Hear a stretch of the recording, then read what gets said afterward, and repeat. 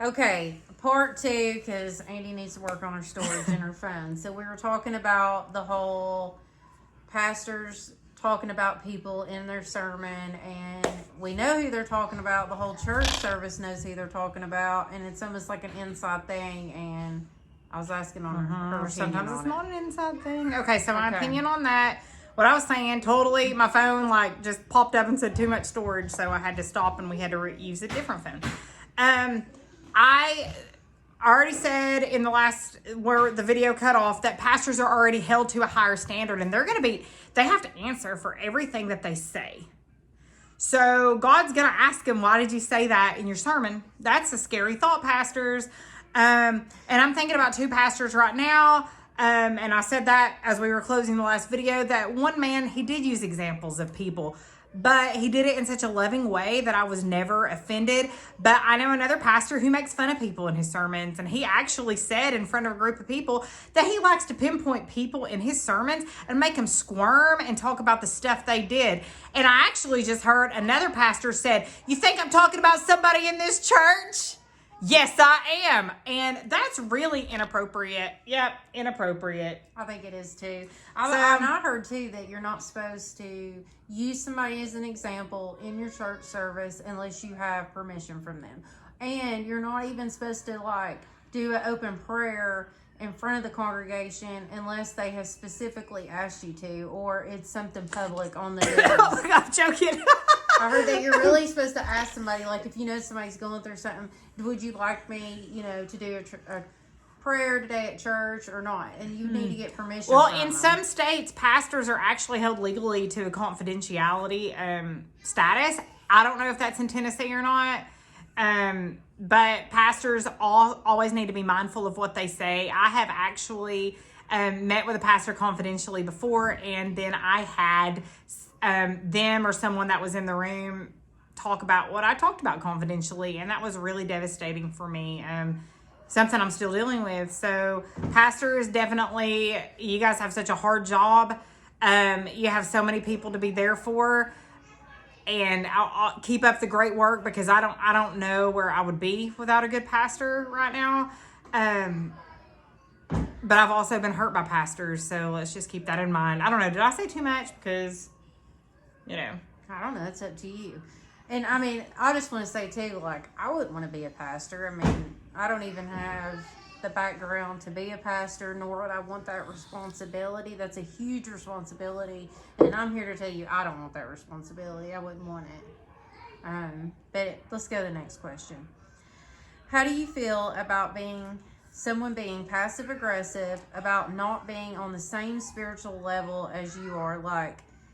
They're on a different level than you. They know more about the Bible, or they know this or they know that, and you're trying to grow in your spiritual sense. How do you feel about that? I've come across these people before. We all know you're the perfect Christians. I know. We all know that where I'm winning to read 5 minutes out of my Bible today, and just praying to God as I go along, and as I'm chasing 5 children, that you spent 4 hours in your Bible and God spoke to you the whole time you were in the Word. And this is what I have to say about and that. And that's awesome if you did that, but... That is awesome, Sister Super Christian or Brother Super Christian. But there are some of us out here that are literally struggling, and I think that we need to be careful, because on our walk, there are going to be some times where we hear from God all the time, and there's going to be times where we don't. And that's where faith comes in. And God told us to have faith. So if we're sitting over here, well, God told me, that's going to beat the person down that's not necessarily hearing from God right now, and they are expected to walk on faith. And everybody is in a different spot in their spiritual journey, and we need to respect that. There are people out there that know a lot about the Bible, and there are people out there that don't know a lot about the Bible, but they're trying to learn, and we need to be understanding of that, and we never need to be critical, and I never think that is okay, because then we start to get into the religious stuff, and nobody wants to be into that. But again, like I've said in other videos, we don't have any religious people watching our videos. I doubt it.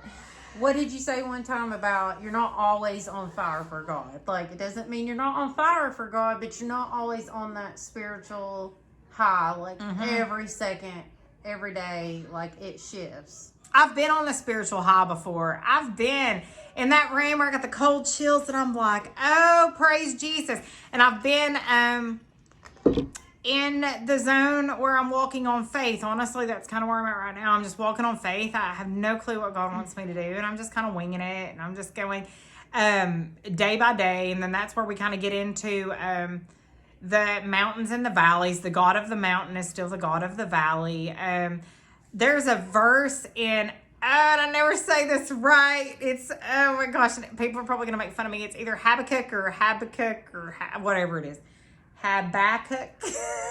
I don't know. Anyway, it talks about how he makes our feet like hinds as we climb up the mountain. And I look up that as when we're in the valley and we have to try to get back to that mountaintop, that we have to try really, really hard to get back up to that mountaintop. And we have to work to make our feet like hinds. And so just imagine just digging in and climbing up to that top of that mountain. And that's what I don't know. She's been dying to share that too, so that just have I? Yeah. Well, I've been wanting to do a video about hills and valleys, but I think that or mountains and valleys. I think that'll probably be like one of our next ones, but I don't know because Trish is in charge, so we'll see. Oh yeah, so we'll never know what we're gonna get. Okay, simple question, maybe not, maybe so. What age were you saved? 9. 9. Okay. What is your opinion? This kind of wraps up into the other one, so we can skip it if you want to. But what's your opinion putting people down for having different beliefs? I mean, you kind of already answered that with your... Well, I think that there is a difference in being concerned, and there's a difference in putting people down. I sat across from the table a few weeks ago with somebody who has a lot of different beliefs than me, and I looked her in the eye and I said, I don't understand you. I don't know where you're coming from, but I can say that I love you. So I think that our job is to love each other through those differences and through those different beliefs. I could never imagine harming someone because they have a different belief. And I think that that is what makes our God so special, is that in other religions, a lot of times people want to kill you for having different beliefs, and we don't do that. Mm-hmm. And I think that we need to just embrace that and take that, into our own hearts, because sometimes Christians are so critical, and we don't have to be, because God didn't say for us to be. And that's what makes our God so amazing. And just so y'all know, like, we don't think that we're not critical or judgmental or hateful some days, or we just don't do any of these things. We're actually just talking about what people in general do. Oh, no, I'm like... So I just want to add that into all our videos. We're talking about bettering ourselves and things we need to think about. We never think that we are excluded from those thoughts. I think that when people... I saw a sermon the other day, and the guy in the sermon said, you know, I got on Facebook and I asked, where do people need breakthrough? And people were getting on there and they were saying, like, I need breakthrough from this or this relationship or this financial difficulty. Nobody ever said I need a breakthrough with myself. And I've had to look at myself the last few weeks, the last few months, and figure out where I'm at and what I'm doing wrong and where I've messed up. And I acknowledge that I've messed up quite a bit. Just even in the past years, even though I was actually just kind of praying and feeling kind of guilty one day, and God told me, and I said, God told me. Now you got to be careful with that, because God doesn't tell you everything. But I do feel like he told me this, that people can look at my life and they can see the bad, and they can see my mistakes, and they can see my bad choices, but they can really see the good ones too. It's going to just depend on the people that are looking at me. It's going to depend on them, what they want to see at this point. Okay. The next one. How many more we got? We got 2 more. The last one is Daniel's question. We're like ending with a bang. He has to go in deep and hard and just like really nail it to her. So that's what he's going to do. But we'll get to that one in a minute. So one of the kids had a question on, like, how do you feel about exiling people from a church? But you don't have to answer that if you don't want to. No, I'll answer. So we can skip. I think that there are certain situations where you do have to exile someone from a church, but it has to be so deep and so huge that Oh my gosh. The words are we're supposed to forgive everybody, but it would have to be something so big that it was almost unforgivable. Like so big. And there are so many things, I don't know what's in your life that you would look at and think that's almost unforgivable. But there are some things that I can look at and see people do. And I'm like, that is almost unforgivable. I just don't. And maybe even if we're really going to get real here, that I would say that is unforgivable because I would have a really hard time soaking that up. I mean, people that like hurt kids and stuff, I can't understand that. No. So, yes, there are some situations where people might need to be pushed out of a church or asked not to come back. But I think those circumstances and situations would have to be very, very serious. And they would need to go in front of a committee and they would need to be voted on. It would not be one person's decision because then you start to get into like a cult situation and we all know that's weird. So we're not going to go there. Yeah, somebody told me that. Like, you have to have a committee. Like, it can't just be one person deciding it. Like, there's a committee, and the committee's made of different people with different opinions so that you're making the right decision, so all that weight don't just land on one person's shoulder, one person's opinion. Right. Well, it's not fair to that person. We're all human. Nobody's perfect. I wouldn't want that weight of a whole church and every decision. I need it. And I'm not talking about like a committee of like 2 people because, you're going to get like a yes man in there that's just going to like kiss your butt and tell you what you want to hear. I'm saying a committee of like at least 8 to 10 people maybe or more. Yeah. And you vote on something like that. I mean, Andy's doing a Q&A because somebody wanted to just see her completely off script. Which she's not really scripted. She just looks up her Bible verses to back what she's saying. But they wanted to see her just completely somebody said that in the sweetest way. In the nicest way that they wanted to see me unscripted. So this is totally unscripted. This is unscripted, which made me nervous because I like to have a Bible verse to back up everything. So, I mean, if there's any questions, I'll try to biblically back that up as much as I can. Okay. Here is Daniel's question. I don't even know if I should even... If I get to pass... No, I'm not going to pass. Maybe I'm going to pass. I feel like I'm taking like a hot pepper challenge or something right now. Let's see if I should read it first. Should I read the last question and tell Okay. you if I should read it? What are your thoughts on a church leader using the church offerings for their own financial needs and seducing their congregation for their own personal gain? Okay, that is a 2-part question. So, I told you it was a 2-part question, and that's how do I feel about a church leader using their offering for their financial needs? Daniel, this is for you. Actually, Daniel doesn't know this about me, but I used to be on a financial committee at a church. I know, like I suck at math, so I have no idea why he had me on a financial committee. However, I think that the pastor he needs an income. He's a pastor. We all need an income. I mean, seriously, we have bills and we have stuff. So I am all about the pastor making a little bit of dough here, okay? So I think that what needs to happen is... Yeah, it's like a 24/7 job. So the pastor does need to make money. So what needs to happen is the pastor has like a set income. Say he wants to make, at the church that I was at, it was a really small church, and this was several years ago, and the pastor only made like $20,000 a year. Okay. He was retired, so he probably drew in some retirement as well. However, we decided at one of our meetings that we really needed to bump him up to at least 30. I mean, I would say a pastor should at least make 50, or, I mean, they need to have something. I mean, especially if they have kids and a home. And so I think that we need to just use a little bit of common sense here. And if we're supposed to give offering, and the Bible tells us to bring to give our first fruits, and he will bring our blessings to the storehouse. And I will say personally that since I have been tithing, that I have been blessed so much more financially than I ever have been. So I think it's definitely important to tithe. I think tithing gets a bad rap, and I think it's one of the best things that you can do for yourself. And at the end of the day, where the money goes isn't really my concern. My concern is that I gave the money with the proper heart. However, I do think that pastors need to be transparent, and I think they need to have financial meetings with their church, and they need to let everybody know exactly how much they make. What was the second part of the question?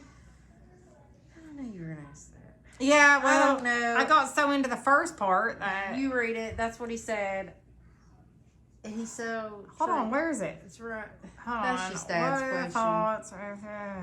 And seducing the congregation for their own personal gain.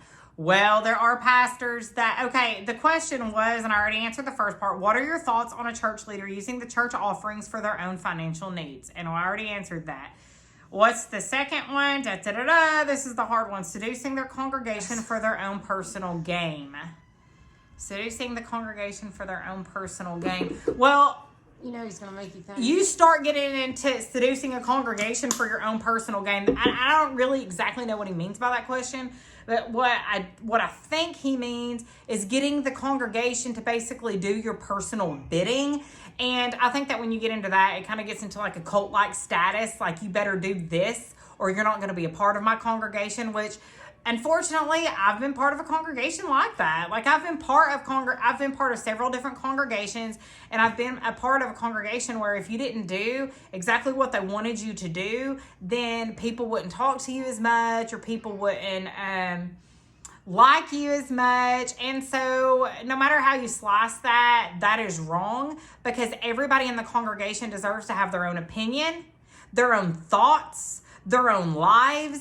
That's the way God designed it. God gave us free will. So if you're trying to stand in the pulpit and you're trying to get people to do your own bidding or think the way you think, and you're not biblically backing that up, then I think that then you're not biblical. And then eventually you'll have to answer for that. All right. Those are all the questions. I mean, I could ask you one more. Well, if you have a question, ask. Okay. This video is going to be really long. It is, but it's like a two-part.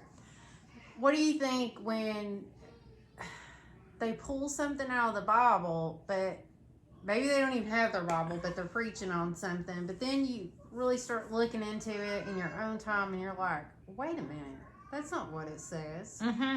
I've actually had situations like that. I used to have a person in my life, and they always used to say, don't throw your pearls before swine.